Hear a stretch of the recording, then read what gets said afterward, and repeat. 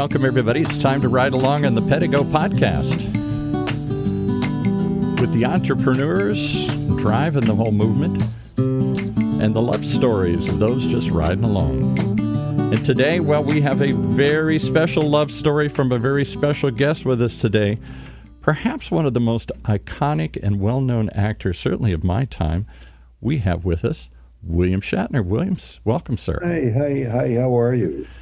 Pedego. Pedego. We're going to talk Pedego. I love the name, don't you? You know, it says it all. It's pedal and get going here. Let's do it all. Absolutely. Well, I have to gush for a second, as I said offline. Been a big fan of yours for a long time. And we're going to reminisce for just a second, then we'll launch into the whole Pedego part of this. I was trying to think the other day, when's the first part that I saw William Shatner play on television? And I vividly remember it. It was an episode of The Twilight Zone, Nightmare at 20,000 Feet, 1963.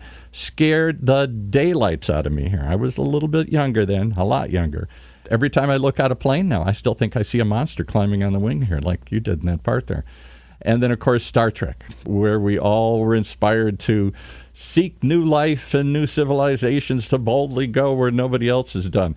That's what you're doing here. You're boldly going where I wouldn't think anybody would be going these days, jumping on a bike and riding around. We're not kids anymore. Yeah, but I mean, you're jumping on a bike. I've got kids in my family. When we started with Pedego a few years ago, maybe 5 years ago, two of them had Sweet 16 parties this last month. Really? And they were, kids on a bike, and they would run ahead, pedal ahead.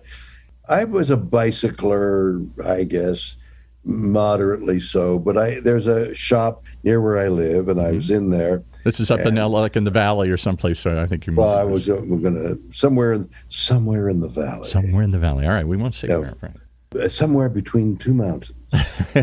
Yes, there exactly. Were beside a creek, a small bicycle shop. So I was in the bicycle shop for one reason or another, and the head guy said, we got some electric bikes here. I said, I've never heard of electric bikes. Electric bikes. They go and you press the switch. And so I got on one, and I'm a motorcyclist, and I drive a lot of motorcycles. And suddenly I'm on a bicycle motorcycle, but a tame one, something that you can handle. So I went up and down the street, and I realized I could keep up with the 11-year-olds on their bikes. I could pedal away until I got tired, and then I could hit this switch and stay with them. It was magic. So I said, I'm interested in these bikes. And they said, well, it's made by Pedego. Why don't I introduce you to the Pedego people? So I met Don DiCostanzo, whose company it was. Who's the mad scientist behind this, and had much of the same inspiration. He wanted to ride a bike down by the beach. He liked going down the hill, didn't like coming up, But that's exactly right. So I met Don. He said, with the company and the thing, and I'm interested. And I became part of the Pedego company. And I got some bikes from him, and got some bikes from my family. And suddenly we were taking pictures about the family and the joy that it was bringing us. And then as each new invention, as each new addition, improvement on the bikes happened, I'd get an improvement. One of my grandsons is like a daring do guy. And so we got him a mountain bike. Yes, right. Electric mountain bike. Right. And he's flying up and down the hills, and then he got married and got his wife on there flying up down the hills, and these kids are running. And everybody over 25 is like, oh my God, hit a switch, and we're staying with them. So what happened was, with Don's help, everybody had an electric bike, the youngsters and the oldsters. Wow. So it wasn't just you got the whole family involved in this. No, 15 members of the family. What a joy it was to organize these family gatherings. Family gathering is like, oh, we're getting the family, but the family, if you got teenagers and stuff, they listen to the people over 25 for about 5 minutes, and then they get on their phone. They want to do other things. Even William Shatner's family? You think they'd want to be regaled by the tales of... I can entertain them for 6 or 7 minutes. So they're occupied in other things, but not with an electric bike, not on a bike. There's activities, people to see, things to go, meals to find. And so we have family outings, 15 people on a bike. We meet someplace. Don frequently comes with us, and we organize bicycle outings, and we all go to a restaurant. We end up 15 people. We have a reservation. We have a lunch. We get back on the bike. We do more exploring, and everybody has a great time. Prior to the COVID thing, we were doing it weekly. 15 people. Weekly, 15 people. Do you have a name for it? Is it the Pedego Pack? Families would meet in some place and go somewhere and have a joyful time and invite whoever wanted to come with us. So we'd frequently have 15, 20 people riding along with us. And I became a member of the Pedego family. They've got new bikes coming out, newly designed. And so Don said, well, you got to ride those. And I said, no, I don't want. He said, you've got to ride these new bikes. No, Don, I don't like to change bike. No, Bill, I have to get you these bikes. So the new bikes are coming in, and I can't wait to get my hands on the new bikes. All right, so I'm trying to picture this pack, this Pedego pack that you've assembled, this family gathering.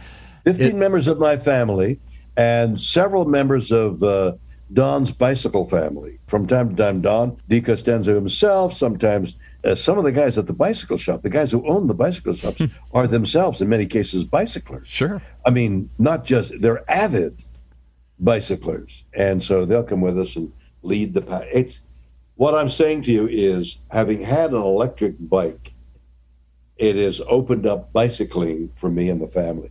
It's been a godsend, a joyful godsend, and so I talk to people all the time saying, this is what I'm doing, and they get themselves an electric bike. And how do they react? Do they look at you and say, Mr. Shatner, Bill, we're not kids anymore here. What the heck are you doing on a bike? Doesn't matter. See, because it's got this little switch.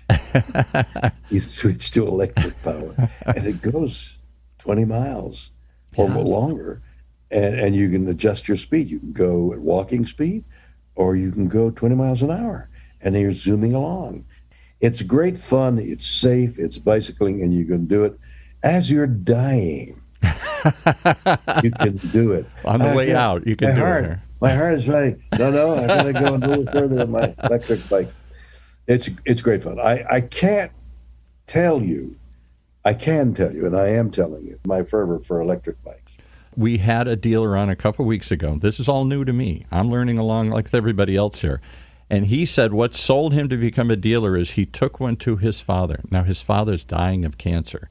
And he says, Dad, why don't you take a look at this? What do you think, Shane? Why don't you die of cancer on a bike?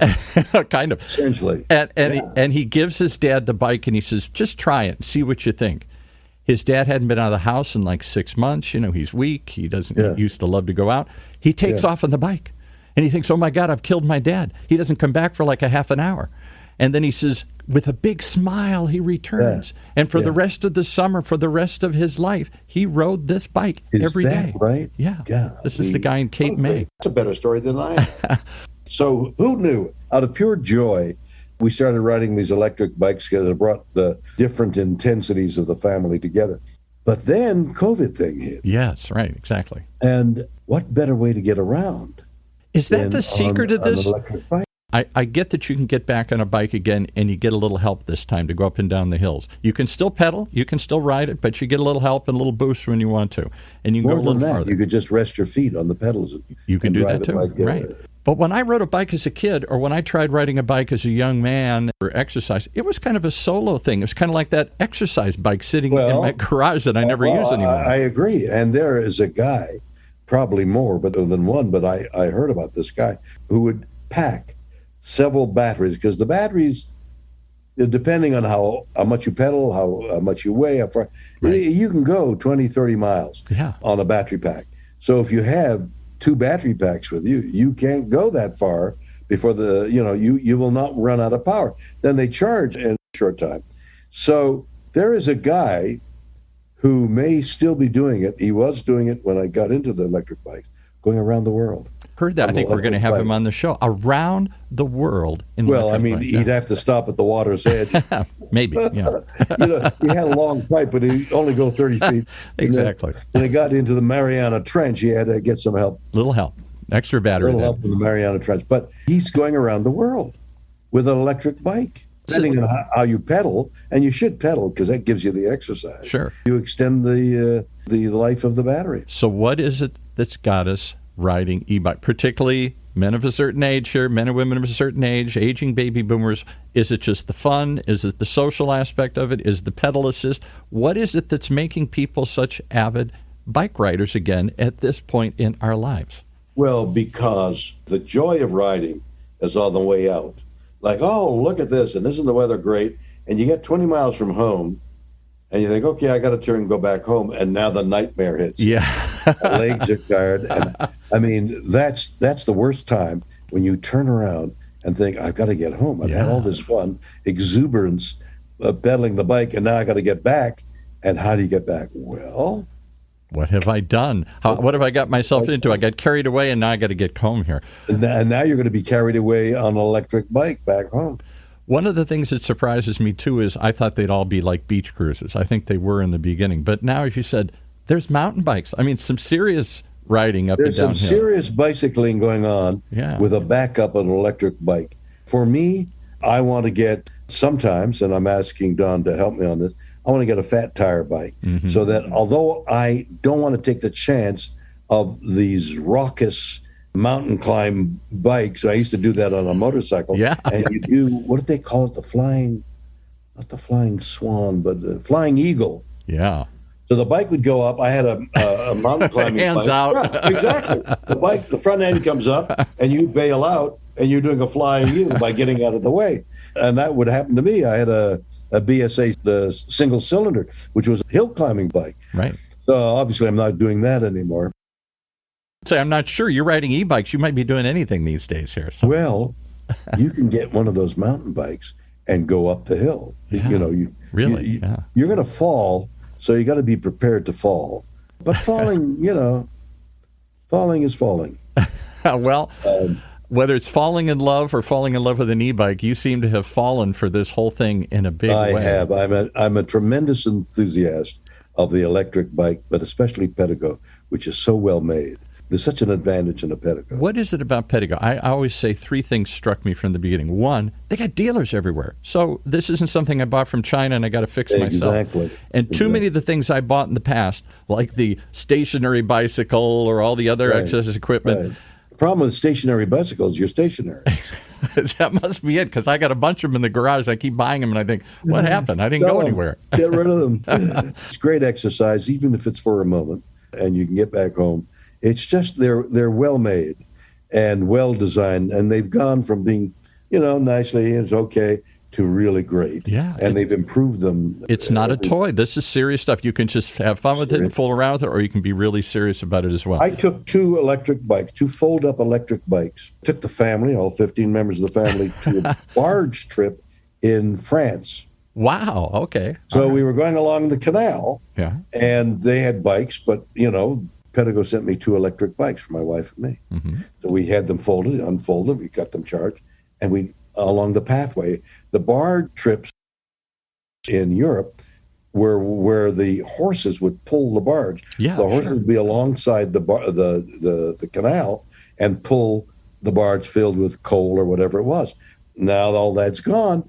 So they have motorized barges with hotel rooms. I've seen it. Always thought this would be fun. Yeah. And with the electric bikes, and they have a European electric Pedego, you pedal alongside the barge, which is moving, and you have your exercise. Man. It is a joyful. I cannot tell you how much joy Pedego has brought me.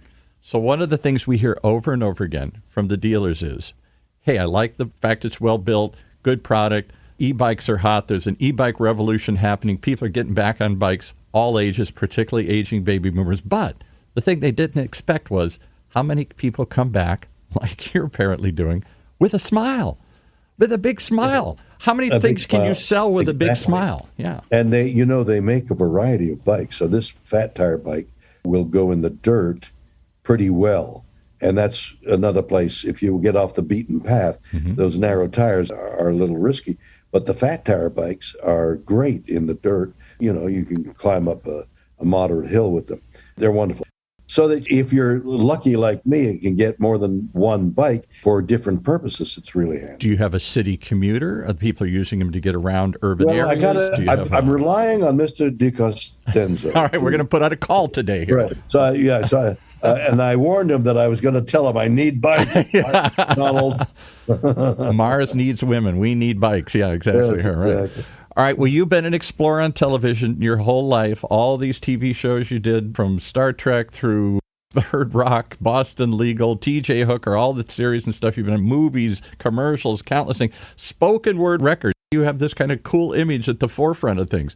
Hey, I've got a new album coming out at the end of September. I saw here. I want to talk about this just for a second. Although I haven't written a song about riding a bike. I was going to ask, yeah. The songs are autobiographical, and Rob the poet and I would talk during COVID on the phone or in Zoom. And when I left home, I graduated from university and spent a little time in Montreal working as an actor, but the time had come to go on to the New York of Canada, the Toronto. And now I'm leaving, and I got a little old car, and I'm crossing a bridge, probably over the St. Lawrence River. And I saw this 18-wheeler coming towards me, and the 18-wheeler was pushing this balloon of air, and the air hit my little old car and almost shoved me over. And I didn't go over, but I continued on. And it was then I realized that all of life is going over a bridge and seeing 18-wheelers coming at us, trying to push us off our and learning how to draft along and not get pushed off. Well, that too. Yeah. But my point is, we wrote a song about the bridge. There you go. And that's a life lesson. So all these songs are from incidences in my life or feelings I've had that we tried to extend into general feeling. Rather than just about me, it's about us, humanity. So the album is really delightful. 2 singles, Joe Jonas is on one. I was going to say, from the Jonas Brothers, Feeling you got Guilty. One? Yeah, and Brad Paisley is on another, about an incident of watching the black and white television and walking on the moon. It's called So Far From the Moon. So those are 2 songs from the album that are in release now. What's the name of it? When does it come out? I think it's like soon, right? And next 4 weeks or so, the end of September. It's called Bill. Bill, why not? Well, Bill Shatner, if I can call you that, I got to tell you that for people of my age, of a certain generation, all somebody has to do is say your name, and we all smile. It's been like that. And you mean they all smile and say, "What's that fool doing now?" Riding an electric bike? Are you kidding? You keep going, and we keep smiling and riding along. I can't wait to see where the journey goes next. William Shatner, thank you for joining us, and thank you for sharing your passion for Pedego and for e-bikes right here on the Pedego Podcast.